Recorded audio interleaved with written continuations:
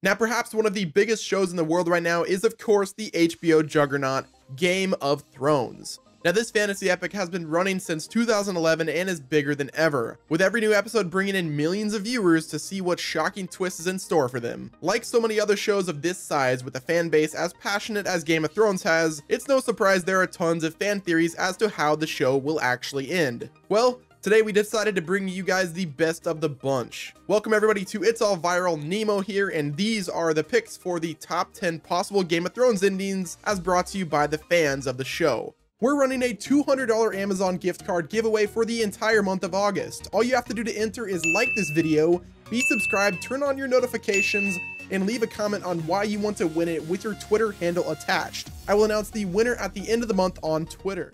Good luck to everybody that decides to enter our giveaway for August. And as always, guys, do us a favor and turn on your post notifications. All you got to do is click that bell, check that box, and you can get all of the It's All Virals right at your fingertips as soon as they're uploaded. So without any further ado, let's get into the possible Game of Thrones endings.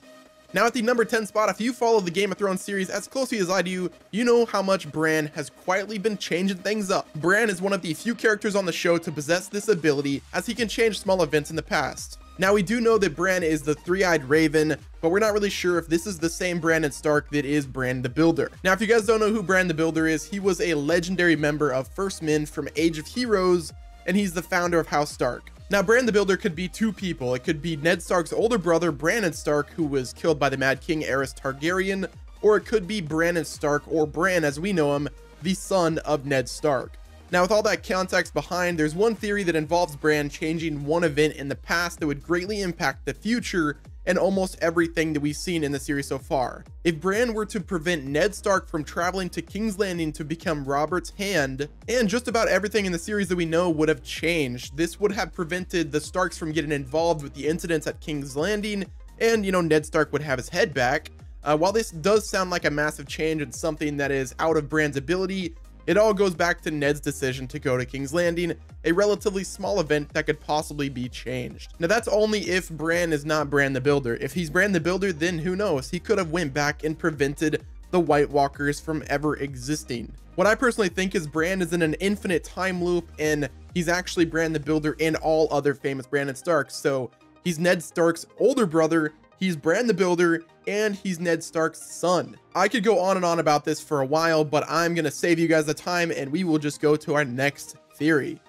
Now at number 9, Peter Dinklage's character on Game of Thrones, aka Tyrion Lannister, is easily my favorite character, and he's a very popular fan favorite from a lot of people. Now there's a theory going around that Tyrion, despite being raised as a Lannister, is actually a Targaryen. Now this is backed up by Tyrion always being good around dragons and why his father hated him so much yet still kept him.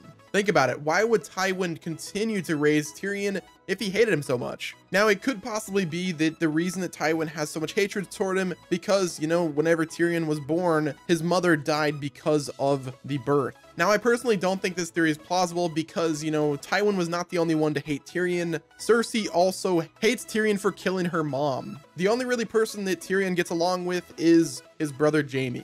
So like I said, guys, this is a very popular theory. I don't think it makes much sense, and I don't think it's the case, but, you know, I just had to put it on this list. Now at the number 8 spot, Game of Thrones started with the books, and the book started with a Song of Ice and Fire. But if we take a deeper look at that title, it may mean a lot more than we realize. What if the title is meant to be taken literally? The Game of Thrones is truly a battle between ice and fire, or rather the White Walkers versus the dragons. And it's basically making humanity simply pawns to keep the battle flowing. Many authors know how they want their series to end when they start writing it, and George R.R. Martin is no stranger to good old-fashioned foreshadowing. So this title may actually be the final meaning of the entire story, or maybe it could just be the title that he liked. I guess we'll have to wait and see. Now at number 7, Jon Snow has had a really rough time throughout the series, but always manages to keep strong. Hell, he even managed to make it through a mass stabbing in season 5. He's prophesized as the reborn Azor Ahai. Jon is one of the greatest warriors in the world of Game of Thrones, quite possibly the best. Taking this into account, it is more believable that he will manage to plot and plan an overtaking of the Iron Throne, especially if his true family background is revealed, which is another theory we'll talk about later in this video.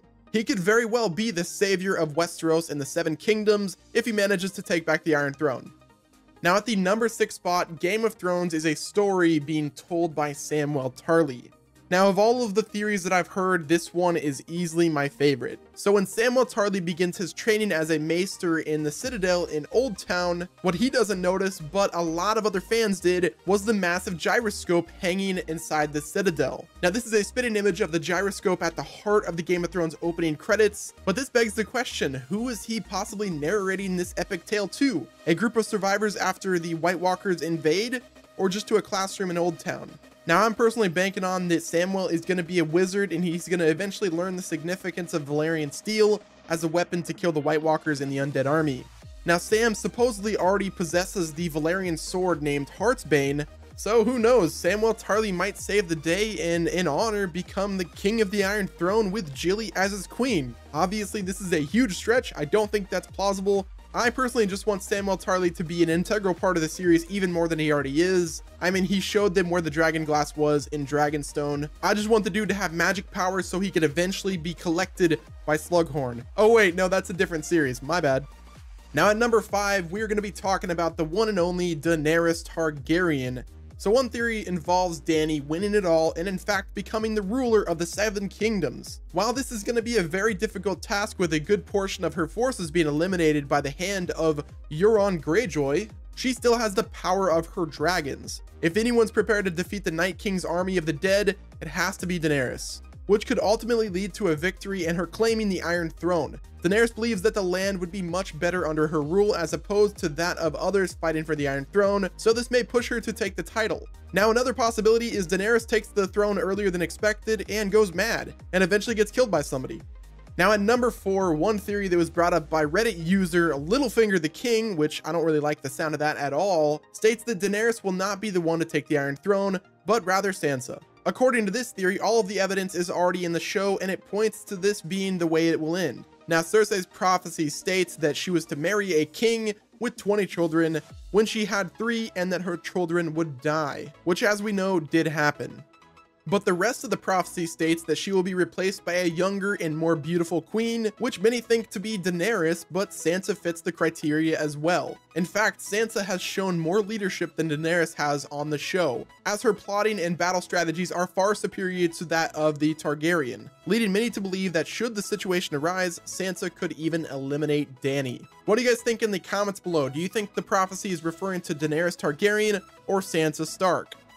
So at the number 3 spot, 2 of the main faces of the series are Jon Snow and Daenerys Targaryen. A relatively common yet somewhat outlandish theory is that these 2 characters actually end up getting together and taking command of the entire land as king and queen. This may, however, sound strange to someone familiar with the Game of Thrones series, as you probably are aware of Jon and Daenerys' relation to each other. But if you think about it, this really wouldn't stop them. The Targaryens have a reputation for keeping things in the family in an effort to keep their bloodline as pure as possible. So Jon and Daenerys could actually get together without it seeming too bizarre.